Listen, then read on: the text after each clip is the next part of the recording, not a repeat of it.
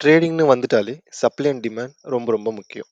இந்த supply and டிமாண்டை புரிஞ்சுக்கிறதுக்கும் trade பண்ணுறதுக்கும் நம்ம கண்டுபிடிச்ச டெக்னிக்கல் மெத்தட்ஸ் தான் support and resistance, ICT, SMC, இது எல்லாமே. இந்த வீடியோவில் சப்போர்ட் அண்ட் ரெசிஸ்டன்ஸ்னால் என்ன அண்ட் அண்ட் அதை யூஸ் பண்ணி நம்ம எப்படி ட்ரேட் பண்ணுறதுன்றதை பார்க்க போகிறோம். இந்த வீடியோவை எஜுகேஷனல் பர்பஸ்க்காக யூஸ் பண்ணுங்கள். நான் செபி ரிஜிஸ்டர் கிடையாது. இந்த வீடியோவில் எந்த விதமான ட்ரேட் காலும் நான் ப்ரொவைட் பண்ணல. இப்போ வாங்க வீடியோக்குள்ளே போகலாம். ஃபர்ஸ்ட் சப்போர்ட்னா என்ன அப்படின்னு பார்த்தீங்கன்னா, ப்ரைஸ் ஒரு பிளேஸில் ரிஜெக்ஷன் ஃபேஸ் பண்ணிட்டு மேலே போகும், அதை தான் சப்போர்ட்னு சொல்லுவாங்க. ரெசிஸ்டன்ஸ்னால் என்னன்னு பார்த்தீங்கன்னா, ப்ரைஸ் ஒரு பிளேஸில் ரிஜெக்ஷன் ஃபேஸ் பண்ணிட்டு கீழே வரும், அதை தான் ரெசிஸ்டன்ஸ்னு சொல்லுவாங்க. ஃபார் எக்ஸாம்பிள் இங்கே பாருங்கள், 26,038லேருந்து நிஃப்டி மேலே போயிருக்கு. அகெயின் அந்த லெவலுக்கு வந்ததுக்கப்புறம் மறுபடியும் மேலே போயிருக்கு. அப்படியே ரெசிஸ்டன்ஸ் பார்த்தீங்கன்னா எக்ஸாக்டாக 2698 ரெசிஸ்டன்ஸ் ஃபேஸ் பண்ணிவிட்டு ப்ரைஸ் கீழே வந்திருக்கு.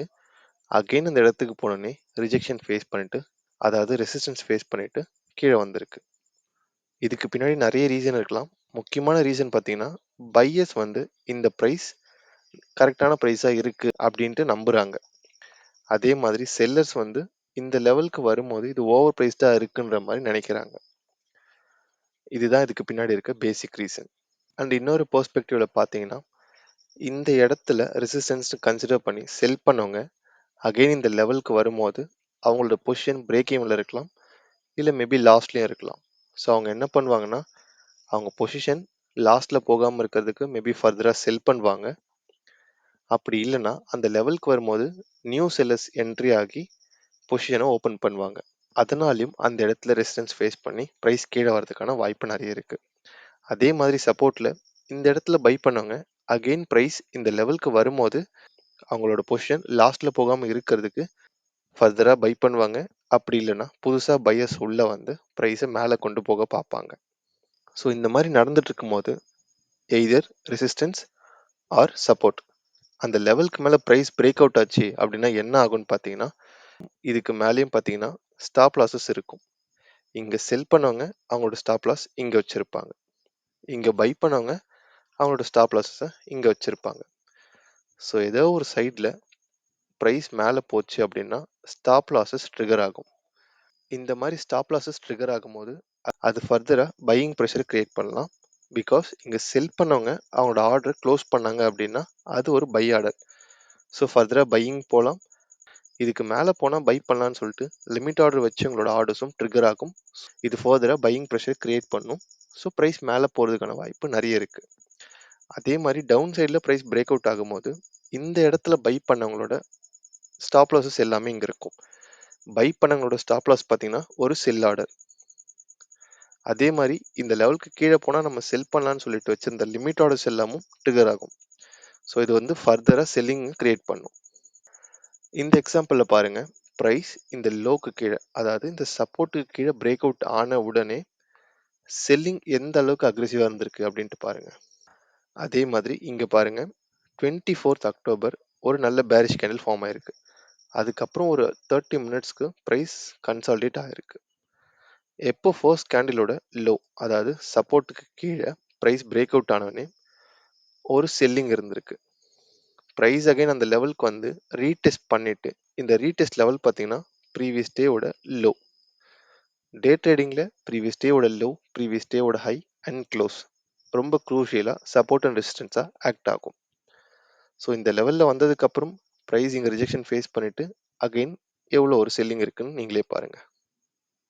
Supply and demand, order block, Fibonacci இந்த மாதிரி யூஸ் பண்ணுறவங்கலாம் இந்த fair value gap and Fibonacci போட்டு 0.5, 0.6 லெவல்ஸில் ட்ரேட் எடுக்கலாம். பட் இந்த மாதிரி ப்ரைஸ் மூமெண்ட்டுக்கு பின்னாடி இருக்க ரீசன்ஸ் இதுதான். இதை நம்ம புரிஞ்சுக்கிட்டோம் அப்படின்னா ட்ரேட் பண்ணுறது ரொம்ப ஈஸியாகிடும். இன்னொரு எக்ஸாம்பிள் பாருங்கள். இது ப்ரீவியஸ் டேவோட ஹை ஆஸ் வெல் அஸ் அது ஒரு ஸ்விங் ஹை. ப்ரைஸ் அங்கே போயிட்டு ரிஜெக்ஷன் ஃபேஸ் பண்ணிவிட்டு கீழே வந்திருக்கு. அகெயின் ப்ரைஸ் அந்த லெவல்குள்ளே கொஞ்சம் ப்ளே பண்ணிவிட்டு நல்ல பவர்ஃபுல்லாக பிரேக் அவுட் ஆகிருக்கு. ஸோ இங்கே செல் பண்ணவங்க, இங்கே செல் பண்ணவங்க அவங்களோட ஸ்டாப் லாஸஸ் எல்லாமே ட்ரிகர் ஆகிடுச்சு. அதுக்கப்புறம் பாருங்கள், நல்ல பவர்ஃபுல்லான மூவ் இருந்திருக்கு. இந்த மாதிரி ரெசிஸ்டன்ஸ் இல்லை சப்போர்ட்டுக்கு வெளியே பிரேக் அவுட் ஆச்சு அப்படின்னா நம்ம பிரேக் அவுட்ஸில் ட்ரேட் பண்ணலாம். அப்படி இல்லைன்னா பொறுமையாக வெயிட் பண்ணுங்கள். புல் பேக் கொடுத்து இந்த லெவலை ரீடெஸ்ட் பண்ணும்போது ட்ரேட் பண்ணலாம். மூவிங் ஆவரேஜ் யூஸ் பண்ணுற ட்ரேடராக இருந்தீங்க அப்படின்னா, சப்போஸ் மூவிங் ஆவரேஜில் இந்த மாதிரி சப்போர்ட் எடுத்துச்சு அப்படின்னா அந்த டைமில் நம்ம ட்ரேட் பண்ணலாம். Resistance and support break out ஆனால் மட்டும்தான் ட்ரேட் பண்ணணுன்ட்டு இல்லை. ரெசிஸ்டன்ஸ் அண்ட் சப்போர்ட்டில் ரிவர்சல் ஆகும், அதையும் நம்ம ட்ரேட் பண்ணலாம். இந்த இடத்துல பாருங்க, 7th அக்டோபர் ப்ரைஸ் வந்து கீழே இருந்து மேலே போயிருக்கு.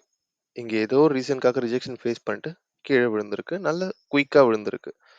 ஸோ நம்மளுக்கு தெரியும் இது வந்து ஃபியூச்சரில் ரெசிஸ்டன்ஸாக ஆக்ட் ஆக வாய்ப்பு அதிகமாக இருக்குது. அகெயின் பாருங்க, அதே டேலி ப்ரைஸ் அந்த லெவலுக்கு வந்ததுக்கப்புறம் கொஞ்சம் ரிஜெக்ஷன் ஃபேஸ் பண்ணிட்டு கொஞ்ச நேரம் பாஸ் பண்ணியிருக்கு அண்ட் கீழே விழுந்திருக்கு. ஸோ இந்த மாதிரி ரிவர்சலை நம்ம ஐடென்டிஃபை பண்ணி ட்ரேட் பண்ணலாம். நம்மள நிறைய பேர் பண்ணுற தப்பு என்னன்னா, ரெசிஸ்டன்ஸ் கிட்ட போனாலே ப்ரைஸ் ரிவர்ஸ் ஆகிடும்னு சொல்லிட்டு ரொம்ப பிளைண்டாக ட்ரேட் பண்ணுவோம். அந்த மாதிரி பண்ணாதீங்க. ரெசிஸ்டன்ஸ் கிட்ட போயிட்டு அது நம்மளுக்கு ஏதாச்சும் ஒரு பேட்டர்ன் கொடுக்குதா அப்படின்னு பாருங்க. இந்த கேஸில் பார்த்தீங்கன்னா லிக்விடிட்டி ஸ்வீப் பண்ணிட்டு ஒரு குட்டி மூவ் அண்ட் அகெயின் மேலே போயிருக்கு, ஒரு குட்டி மூவ் கீழே கொடுத்துருக்கு. இது பேசிக்காக பார்த்தீங்கன்னா ஒரு பாஸ் பண்ணிட்டு பிரேக் அவுட் ஆயிருக்கு, பவர்ஃபுல்லாக பிரேக் அவுட் ஆயிருக்கு. இந்த கேண்டில் பாருங்க, ரொம்ப பேரிஷாக இருந்திருக்கு. ஸோ இந்த கேண்டிலை பார்த்ததுக்கப்புறம் நீங்கள் செல் பண்ணலாம். அப்படி இல்லைன்னா வெயிட் பண்ணிவிட்டு இந்த மாதிரி ஃபேர் வேல்யூ கேப்பை யூஸ் பண்ணி ட்ரேட் பண்ணலாம். இல்லைனா ஃபிபனாச்சி போட்டு 0.5 அண்ட் 0.76 லெவல்ஸில் நீங்கள் ட்ரேட் பண்ணலாம். உங்களுக்கு இந்த வீடியோ கண்டிப்பாக யூஸ்ஃபுல்லாக இருந்திருக்கும்னு நினைக்கிறேன். நம்மளோட டார்கெட் பார்த்தீங்கன்னா ப்ராஃபிட்டபிளான ட்ரேடர் ஆகிறது தான். So B humble, be consistent. Let's grow together.